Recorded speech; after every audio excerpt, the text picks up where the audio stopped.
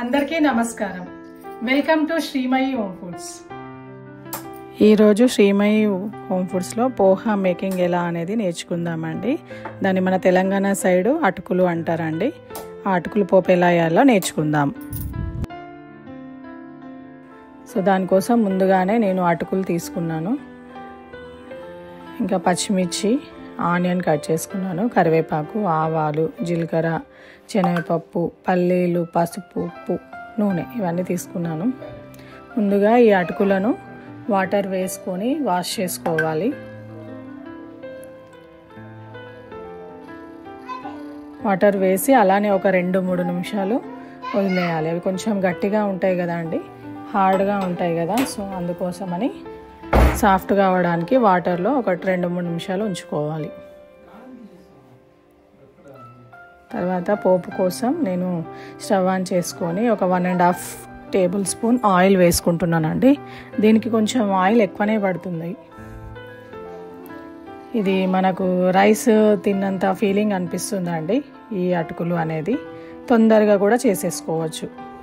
ఇవి మంచిగా నానిపోయాయండి. ఇప్పుడు మొత్తం వాటర్ లేకుండా దాన్ని వడకట్టుకోవాలి. నార్మల్గా వాటర్ పంపేసుకున్నా సరిపోతుంది.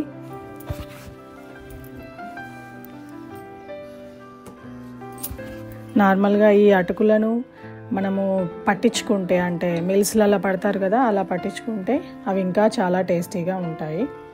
మేము ఊరు వెళ్ళినప్పుడు అలానే పట్టించుకొని తీసుకొచ్చుకుంటాము ఈ అటుకులను.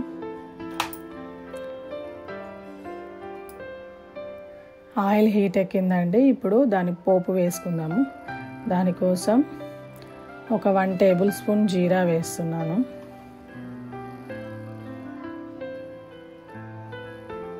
తర్వాత ఆవాలు ఒక 1/2 టేబుల్ స్పూన్. తర్వాత ఒక గుప్పెడు పల్లీలు వేస్తున్నానండి. పల్లీలు ఎక్కువ కావాలంటే ఎక్కువ కూడా వేసేసుకోవచ్చు.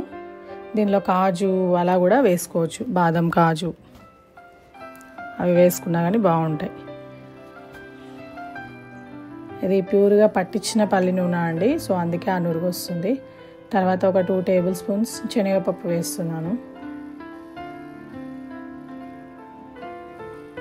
ఆ పల్లీలు, శనగపప్పు మంచిగా ఫ్రై అయిన తర్వాతనే మనం వేరే పచ్చిమిర్చి కానీ ఆనియన్ కానీ వేసుకోవాలి. అవి ఫ్రై అయినాయండి కొంచెం, సో అందుకే ఒక 4-5 పచ్చిమిర్చిని చిన్న చిన్న ముక్కలుగా కట్ చేసుకొని వేసుకున్నాను. తర్వాత 2 రెమ్మల కరివేపాకు వేసుకున్నానండి.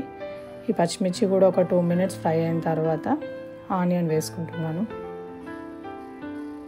ఇందులో పచ్చి ఎల్లిపాయలు వేసినా కానీ బాగానే ఉంటాయండి.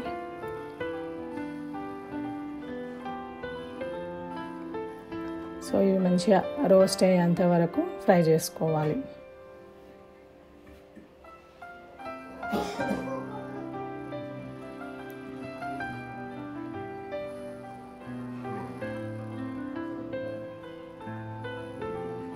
ఇప్పుడు మంచిగా ఫ్రై అయిపోయినాయండి. ఒక 1/2 టేబుల్ స్పూన్ పసుపు వేస్తున్నాను.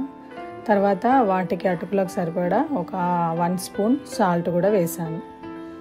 ఇప్పుడు ఒకసారి కలిపేసుకొని మనం డ్రైన్ చేసి పెట్టుకున్న అటుకులు దీనిలో యాడ్ చేసుకొని ఒక 5 మినిట్స్ ఫ్రై చేసుకోవాలి. ఇవి మంచిగా పొడి పొడిగానే ఉంటాయండి.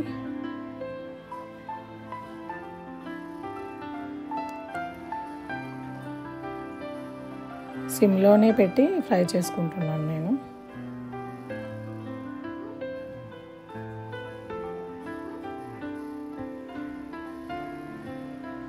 అన్నీ ఉప్పు, పసుపు, పచ్చిమిర్చి, కరివేపాకు అన్నీ కలిసే విధంగా మంచిగా కలుపుకోవాలి. సో ఒక 5 మినిట్స్ ఇలానే మగ్గనిద్దాం.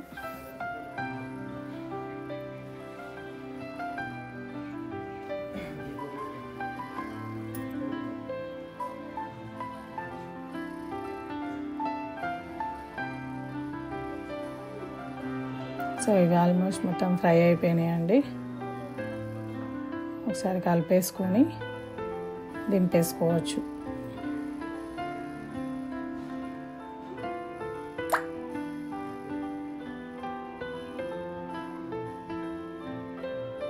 సో ఎంతో టేస్టీగా అటుకుల్లో పోపు వేయడం తయారైందండి. For more videos, please subscribe my channel. Thank you.